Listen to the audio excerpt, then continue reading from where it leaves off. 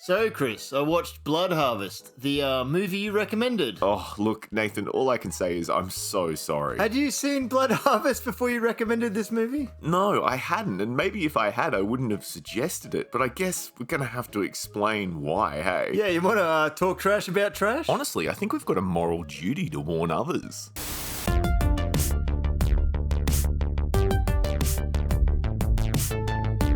So, today we're talking about Blood Harvest, the 1987 slasher film directed by Bill Rebane, the famed director of Monster a Go-Go, Twister's Revenge, and The Capture of Bigfoot. One man's obsession turns the cold north into a blazing battlefield. Not a documentary. The Capture of Bigfoot, now playing at a theater near you. I'm sure you know these great films, hey Nathan, pure classics. No, I don't. I know Tiny Tim, and that's the only reason why I watched this movie. What's Tiny Tim, I don't want to say famous for, but I guess known for? Oh, he used to sing in that really weird high-pitched voice.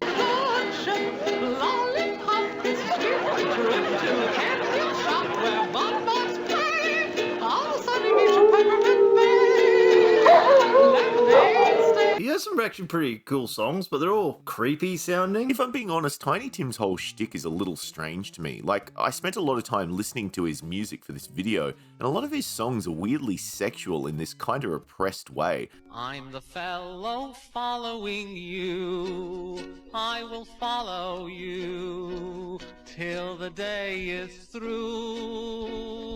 Call the police. Like, it just feels off-putting and lecherous to me sometimes. Yeah, like this film. You're like, this is meant to be a horror. Oh, why is there so much, like, forced nudity? Oh, yeah. Gross. My wife walked in on me watching this movie. Former wife. Yeah, now former wife. And she's like, are you watching a really badly shot porno? And to be honest, I couldn't lie and had to say yes. I think I am. Oh my God. What have I done? Look, in true low-budget film fashion, most of this movie takes place in a single location, in this case a farm, but we do get a couple of scenes in a small American local town when Jill, our main character, comes home from college. And rather than a warm welcome, she's met by a few surprises, isn't she, Nate? So she's returned to town to see her parents from college to find out that they're missing. And the only way that you know that is because she says they're missing at one stage. It's not like she's acting flustered or anything like they're missing. No, and you think she'd be showing some kind of emotion, because to make matters worse, her family's been hated for quite a while now in the town, thanks to them being involved in shutting down a whole bunch of local farms. What is with everybody? The Robinson family isn't exactly popular around here right now. My father's just doing his job, Sarah. But yeah, like you hinted at, the actress playing Jill is just incredible. Oh yeah, she's great. She's from such films as, has she been in anything else? Do you want to take a bet? Are you betting none? I'm betting maybe one more. Oh, I'm betting she just has to be someone that agreed to do this film, and then it was that dramatic she never did another one.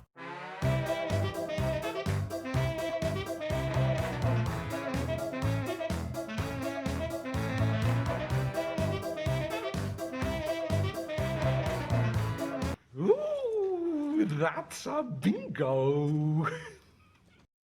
Like you said, Nathan, our main character returns to her family home, but her parents are nowhere to be seen, and she doesn't seem fazed about this even though she knows the local townsfolk hate them and have even threatened them in the past. And then her friend just keeps popping up, so she's like, I'll just hang out with you. Oh, well. I'm like, okay. Yeah, her friend who is actually her ex-boyfriend, and it's obvious he's a little torn up over their broken relationship, particularly when he finds out Jill has a new boyfriend at college. And she really doesn't help the situation by constantly harping on about it. Yeah, and say weird stuff like to him like, if I hadn't gone to college, we'd probably still be together. You're like, what? What sort of thing is that to say to someone? I wonder who the killer might be in this movie and what their motivation could be, hey? Lonely, I'm Mr. Lonely. Look, even though it's pretty obvious who the killer is pretty much straight away when you start watching the movie, they do try to make things a little bit more complicated. Like, there's a whole bunch of stuff going on in regards to her parents and how the town essentially hates them. Yeah, they paint threats and stuff on the house. Yeah, and there's weird phone calls, people outside her window, and someone keeps cutting power to the house. So there's a whole bunch of stuff going on that almost makes this feel like a real movie. Like, it's the same stuff you'd see in a much better horror film, even though here it doesn't really make any sense to the plot, or even to the characters sometimes. But she even goes to the sheriff like, there's someone outside my window and all this sort of stuff. And he's like, he shows up and he's like, oh, well. Yeah, he doesn't want to interrupt his softball Yeah, game. that's right. He's like, oh. And it's always like this big eye rolling, like, oh. I'm like, really? Yeah. It's like I said, that's the kind of thing you'd see in another horror film, but like a horror film where it involves something supernatural. Like, it's totally believable someone might be looking in her window, and also, her parents are missing. Do your job, policeman. On second thought, with my bubble gums going, I can make the last inning. Jill, don't call me. I'll call you. It's actually kind of shocking the police are so laid back about her claiming to be stalked and harassed so much, because years earlier there was a wife and husband murdered in the town and left hanging in a barn, or at least that's what the town believes. And that husband and wife is actually the parents of our main character's ex-boyfriend and his brother. And his brother, since that incident, is like, what, a weirdo? Tiny Tim, he's a Tiny Tim. Yeah, he's become a Tiny Tim, a weirdo. A Merville the Magnificent. Wait, isn't it Mervon? I swear he says Merville. No, I'm the same. I swear he was saying Merville, and all my notes are like, Merville, and then at the end they're like, Mervon, and I'm like, well, great, now I feel like the moron, to be honest. Or maybe they got it wrong. Marvelous Mervo at your service. Mervin? Move. But beyond being a bit of a bereaved weirdo in this movie, what's Tiny Tim's character? He's like a clown, and he like shows up. It's like late at night. She's in her kitchen, and he just lets himself in and goes, "Hello, I'm happy." Oh, you're happy to see me. People are always happy to see me. Marvelous Mervo at your service.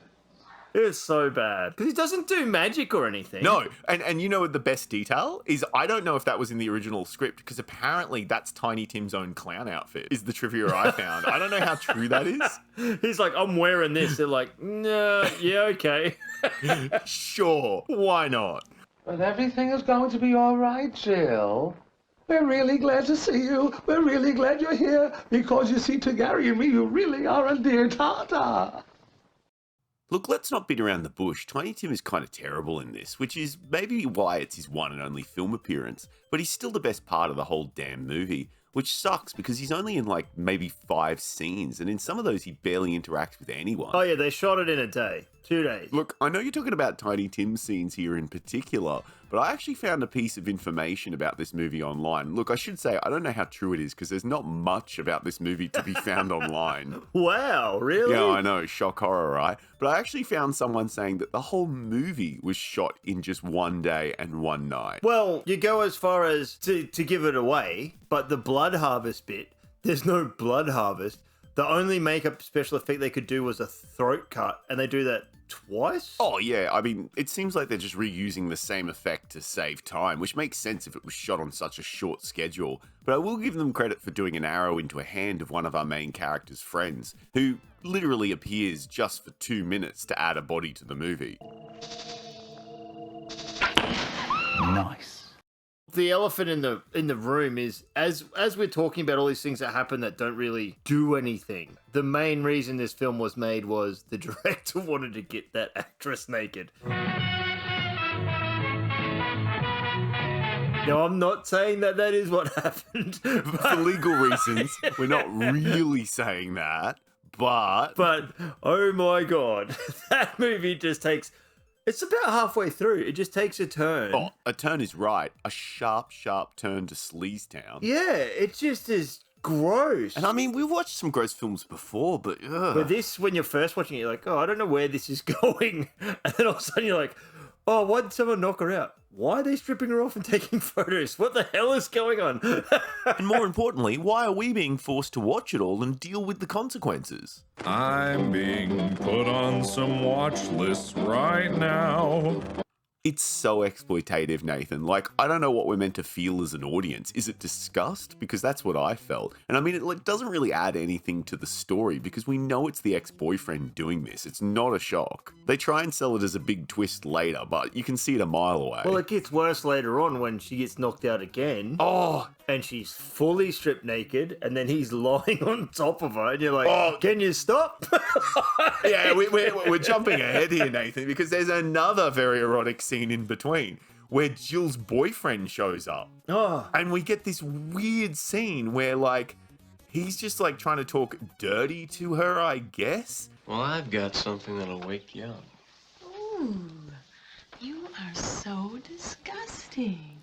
And then we get the most unerotic scene ever, which is saying something given the content that's throughout this movie. And I mean, honestly, the most shocking thing to me is that the boyfriend who's in this scene, who again is just here to get killed a little later, has actually been nominated for 3 Primetime Emmy Awards, 2 Golden Globes, and 7 Screen Acting Guild Awards, because he's been on stuff like Seinfeld and was a main character in HBO's 6 Feet Under. Well, yeah, start somewhere. Yeah, bottom to the top. You can't get more bottom than Blood Harvest. Jill has a breakdown because everyone's gone. Her boyfriend disappears, her friend disappears. The jilted ex shows up and he's like, well, maybe he ran off with her. But the whole thing is, if like, the movie could have just been like, look in the barn, Jill. All she has to do is walk across from the house to the barn and everybody's there. Yeah. Because they're all just hanging up in there, kind of like Tiny Tim's parents and how they were found. But it's like, what? 30 meters away at Matt? It's not far. You can see the barn from the house. Oh, especially because it's fully lit. Like, it's not like it's hidden away in the darkness or anything. Yeah, you think at night you look out the window like, why is there a light on in the barn? And you can hear the sounds of a murder occurring. Like, I don't know what she's doing. I know, she's been chloroformed and knocked out. She keeps waking up going, man, I fall asleep so quick here. I don't remember going to bed. It's very bad time. Honestly, that's the movie. Like, the last third is essentially the estranged boyfriend chasing our main character around trying to kill her. The only bit of plot we get is Mervo or Mervyn or Herman Melville if you're into Moby Dick and highbrow subject matter like Nathan and I.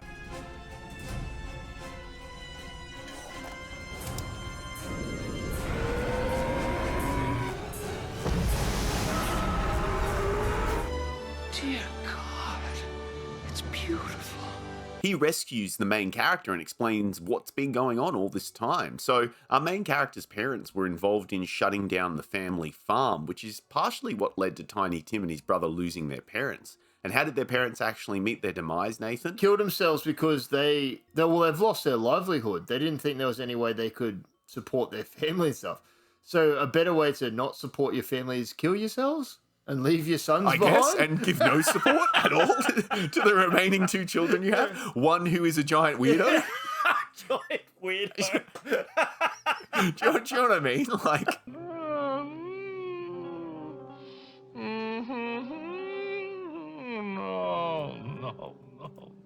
So the ex-boyfriend blames his parents' suicide on Jill's parents, which is why he made them disappear. And to make matters more complex, the ex-boyfriend made his parents' suicide look like a murder to elicit sympathy, I guess, for some reason. He removed the barrel that Papa stood on and made it look like murder. That way people would feel sorry for him. It's a perfect plan. So inspired, so devious, yet so simple. But anyhow, eventually the ex shows up and they get into a scuffle. Oh, and yeah, in the most unexciting fight scene ever filmed. Luckily, there's not 1, not 2, but 3 guns just laying around, which, as an Australian, was somewhat confusing, but then I remembered this was taking place in rural Wisconsin. But our character just gets a gun and starts shooting. She blows Mervo away. And you're like, what are you doing? Yeah, and I'm like, was that a miss? Or was that intentional? I'm like, I hate clowns. Bam. Merv? Marvelous Mervo at your service. I started blasting. Bang! Bang! And then we get the riveting chase scene that's pretty much the end of this movie. Oh, I actually, to be honest, I ran that bit at like double speed after a while. I was like, wow, this is still going. You looked at how much time was left. I'm like, oh, this is all they're going to do for the rest of the film. Yes, exactly. I did the same thing in regards to, I was like, oh, sweet, we're in the epilogue, the finale. And I was like, oh no, there's still 20 minutes. It's like a good 15 odd minutes. I feel like, oh no, maybe she'll run into town. Or something? Nah, woods, then into a different type of dilapidated barn. I'm seeing double here. Fork Barnes. But predictably, our main character eventually gets trapped by the killer and Tiny Tim reappears to save the day. And to highlight just how much our filmmakers give a damn at this point, the last shot of the film is out of focus. By that stage, I don't think I cared. I was just like, thank God it's over. Yeah, it's over, Nathan. Or is it? I've never seen an ending like this before.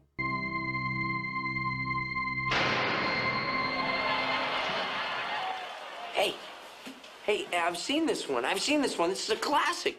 So, Chris, you recommended this movie to me. Would you recommend anybody else watch this film? Oh, no, not really. I mean, like, I enjoyed it in the sense that I saw such a strange oddity, but if you're not someone like me who's a bit of a weirdo when it comes to B-grade films, this is not for you. It's not fun, and it's not really enjoyable. I'm taking it you're not recommending this one either, hey? Yeah, no one needs to see this film. If you're a fan of Tiny Tim for some reason, don't watch this movie. I mean, that's fair. As far as bad horror movies starring musicians go, this is below the far superior Leprechaun in the Hood with Ice-T, but probably a little better than that Snoop Dogg horror movie. Oh yeah, no, the Snoop Dogg sort of horror. That's worse than this. You know the heat, it's bust.